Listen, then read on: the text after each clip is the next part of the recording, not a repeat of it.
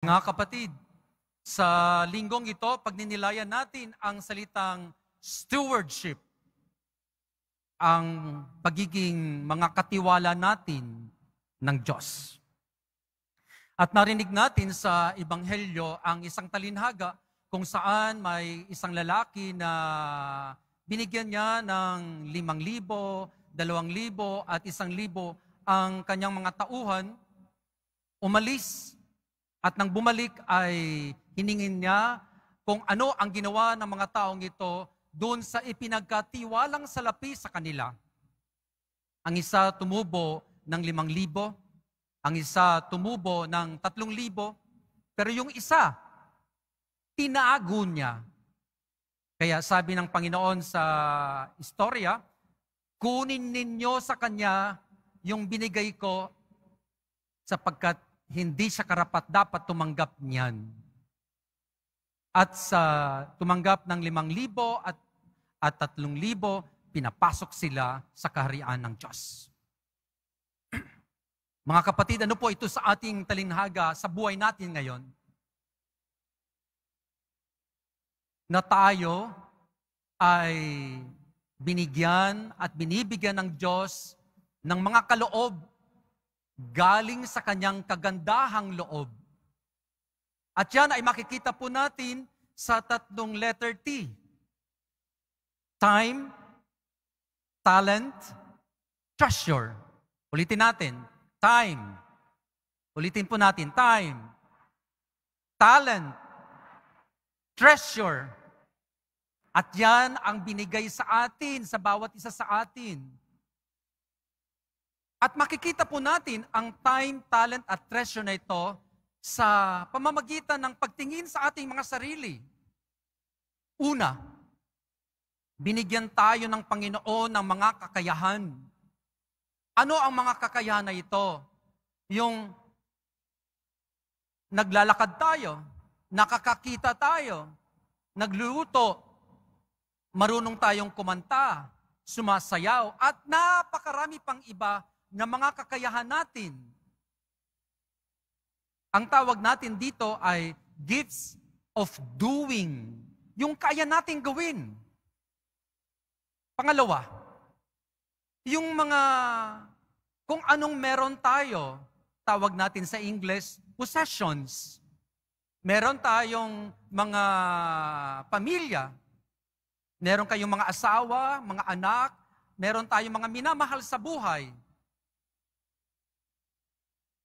Meron tayong mga bagay na para sa atin ay mahalaga. Ang mamaya pag uwi natin sa ating mga bahay, buksan nyo ang iyong mga cabinet, buksan nyo ang iyong bahay. Ang lahat ng nasa loob ng ating bahay ay mga kaloob ng Diyos.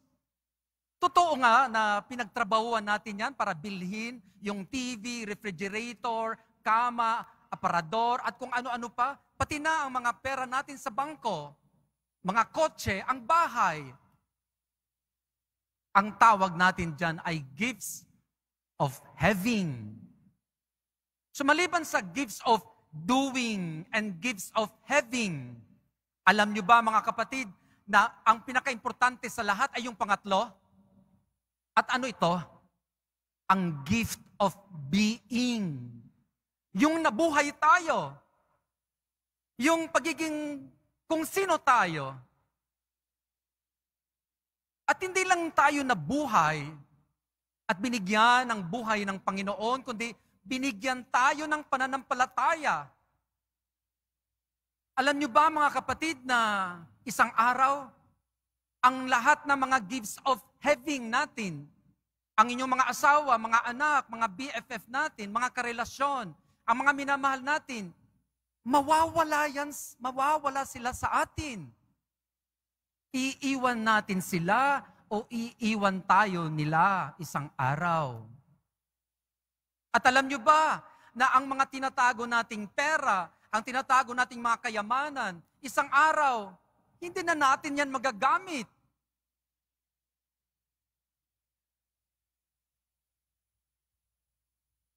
Kaya, ang pinakamahalaga sa lahat ay kung ano tayo, kung sino tayo at ang ating ugnayan sa Diyos. Sapagat itong ating ugnayan sa Diyos, mga kapatid, ito ang hindi mawawala sa atin. Ito yung atin talaga. Yung ating buhay, yung ating panampalataya, yung ating kaluluwa. Lahat mawawala maliban sa ating sarili na isang araw ay haharap tayo sa Diyos. At tatanungin niya tayo, ano ang ginawa mo sa mga regalo at mga kaloob na binigay ko sa iyo? Kaya nga mga kapatid, ito naman yung mga tatlong bagay na pwede nating gawin. Una, yung pag-acknowledge natin ng mga kaloob na ito, naglahat ito galing sa Diyos.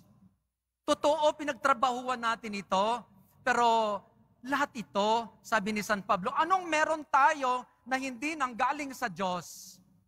Lahat galing sa Diyos. Pangalawa,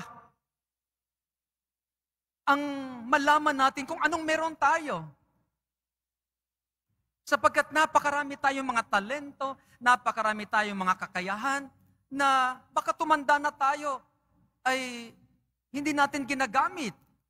Marunong ka palang kumanta, bakit hindi mo kantahin ang mga paborito mong kanta sa videoke o dito sa simbahan? Marunong ka pala magluto. At napakarami pang iba. Pag-igihan natin kung ano ang mga kaloob na binigay sa atin, i-improve natin. At ang pangatlong pinakamahalaga sa tatlong ito ay ang pagbibigay ng ating mga kaloob sa ibang tao. Sapagkat ang mga kaloob na ito, mga kapatid, binigay sa atin ito ng Diyos para maibigay din natin sa iba. Sapagkat ano ba ang tunay na kayamanan po natin? Hindi yung mga tinatago natin, kundi kung ano ang ibinigay natin sa iba. Tandaan po natin yan. Ulitin ko, ano ang pinakakayamanan natin? Hindi yung tinago natin para sa ating mga sarili, kundi kung ano ang ibinigay natin sa iba. Kaya katulad ng Ebanghelyo, isang araw, haharap tayo sa Panginoon. Tatanungin tayo, anong ginawa mo sa mga gifts of having, sa mga gifts of doing, at sa iyong pananampalataya? Puno ang ating mga kamay. Panginoon, narito po ang mga kaloob na binigay niyo sa amin. Ipinagkaloob ko din po sa iba.